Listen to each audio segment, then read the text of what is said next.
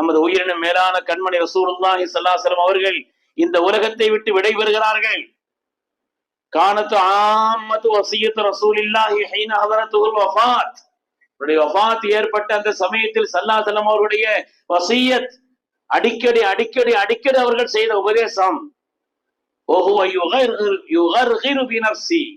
அவங்களுக்கு அந்த நேரத்துல சக்கராத் இழுத்து கொண்டிருந்த அந்த கட்டத்தில ஹஜ்ரத் ரசூலுல்லாஹி ஸல்லல்லாஹு அலைஹி வஸல்லம் நிலை எப்படி இருந்தது?